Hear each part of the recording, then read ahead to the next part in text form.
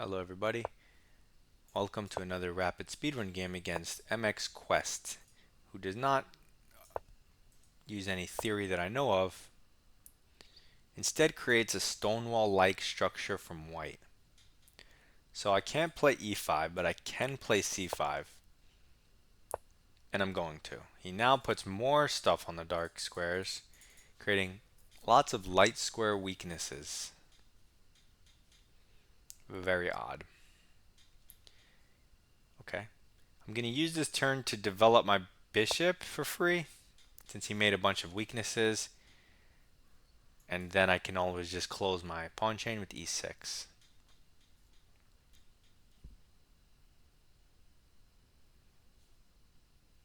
Okay, oh, he's provisional, which I did not notice. 885 provisional. So this might end badly quickly. He blocks with the bishop, but I don't mind trading because he made so many light square weaknesses, he won't have a bishop to cover them all. However, I don't want to trade. I want him to trade. I don't want to trade. So I'm going to go a5, improving the rook. I'll take with the pawn, which helps me control the light squares if he takes. Instead, he plays c4. This kind of opens the position, but his position's looser than mine. Mine's much more solid, because I didn't play all these weird moves. So, we can take this pawn. He probably wants some type of queen check. Nobody really knows. We could also just develop. I think I'm gonna just develop. You could also take the pawn or do something else. Either pawn, but I'm gonna develop. Bring out more pieces. Now I'm threatening to take this again. Not sure what he's gonna do. He kicks the bishop, more pawn moves. We have 3 minors out, he has 1. And our bishop can't stay here. We could go back and just look at the center. But I'm going to take that light square bishop of his, so he doesn't have control over any of this. Okay, he takes with the knight, which is also not on its best square. In the stone wall, you want to get your knight here. This does not help that. So we already have lots of good things going on.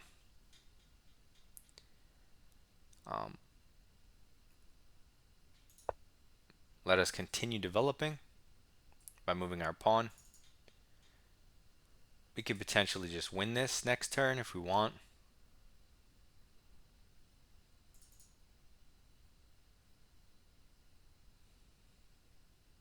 Otherwise, moves we're looking at, queen out, bishop out, knight in the center.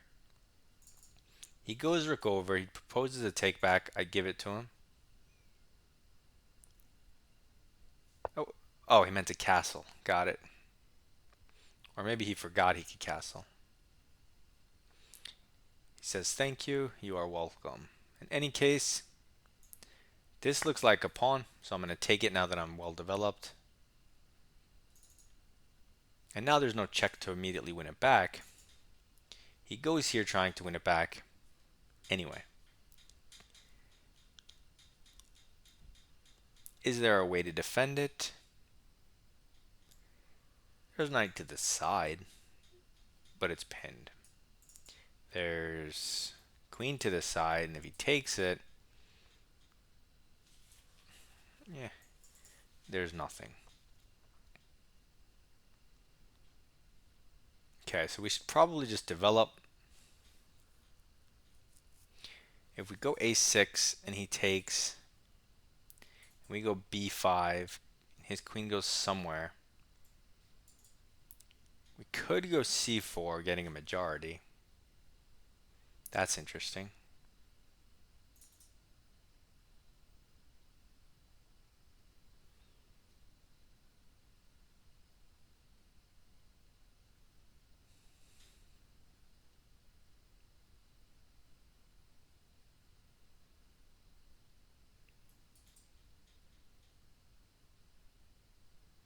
I mean, queen d5 defends it, centralizes the queen. Don't know why I didn't look at that. It's so obvious too. It looks like a great move. And when he attacks it, then it doesn't look so great anymore. It would be a great move though.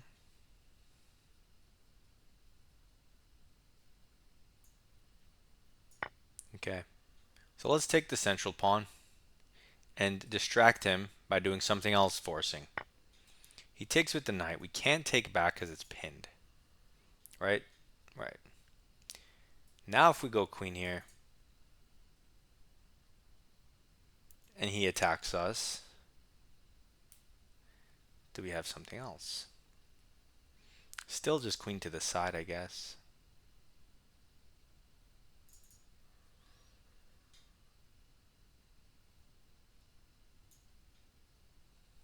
Hmm.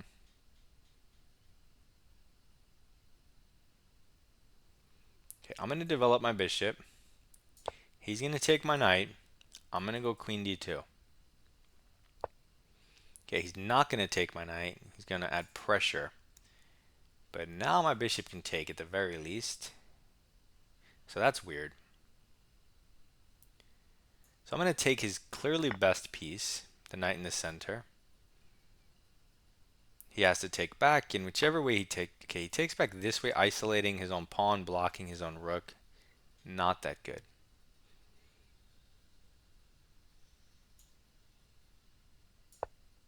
Now queen here is interesting because if he attacks me, finally I have a good square to go to.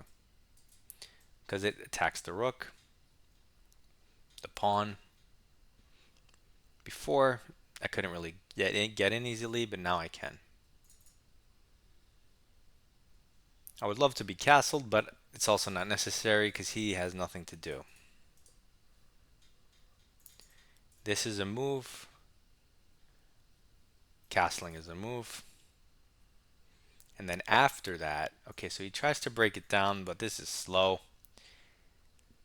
It disconnects the rook from the queen, although it's going to reconnect once he takes. If we take, I mean, you could, but I'm just going to go with my other move, queen f3. I get to pick up a bunch of pawns with check, and I'll castle. I don't really care about this stuff.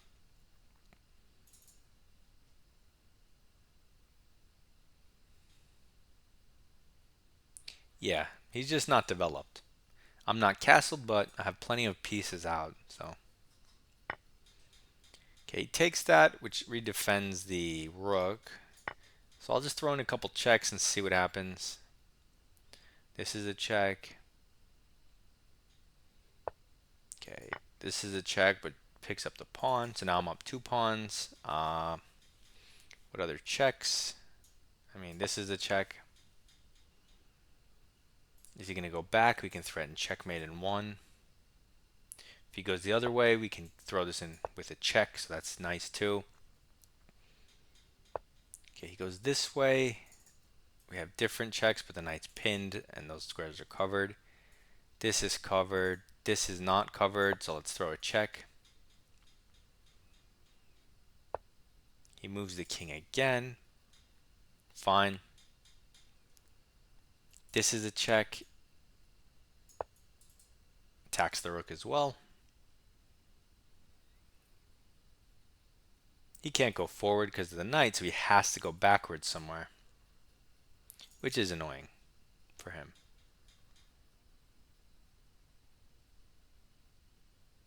I should really just castle to unpin this knight so he can help with the checkmate, as this is covered by his knight. But if I castle, maybe he'll blunder it. Then he'll go back. It's not even a mate. That's annoying.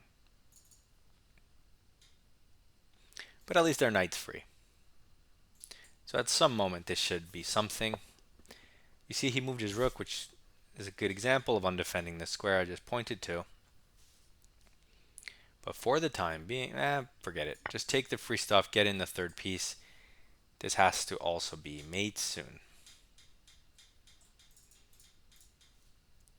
And look at these knights, beautiful.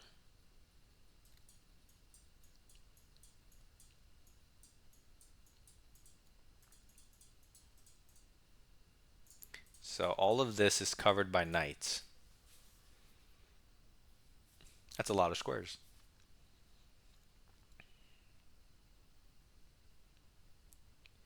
His king is fully exposed and mine's fully safe. He has no counterplay. So he moves a random pawn. This rook is hanging, but we don't want it. We want a checkmate. So let's give it check.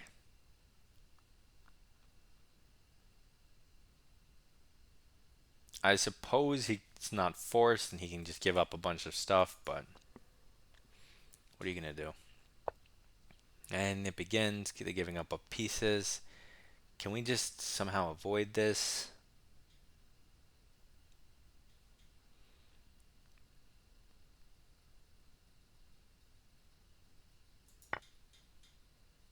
Okay, we'll just take the free piece. If he takes here, we can win the queen. If he takes there, we take with check. Look for a mate. The queen covers the knight squares, so this forces the queen to cover. And if there was a pawn, no, it wouldn't work. Okay, so we'll just take the queen or he'll resign.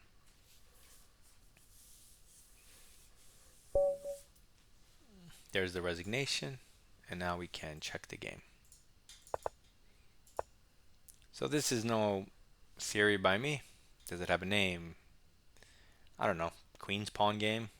It's not very original, but yeah, it's pretty accurate. We have a 96%. Very smooth game, perfect graph. We develop in center. He goes for this stonewall stuff, but black's already better. Center and development. Development for free. Improving move. Improves our pawn, improves our rook, and if he takes, we're going to have a dominating position. He goes here, which is just opening up the position way too early since his position is way too loose and undeveloped. It says we're minus 1.5, so already much better. We just develop and center. Let's say force move, removing his most important piece. Center and development. Free stuff. What's the best move here? Okay, just taking the center. I think that's what we did. Yup.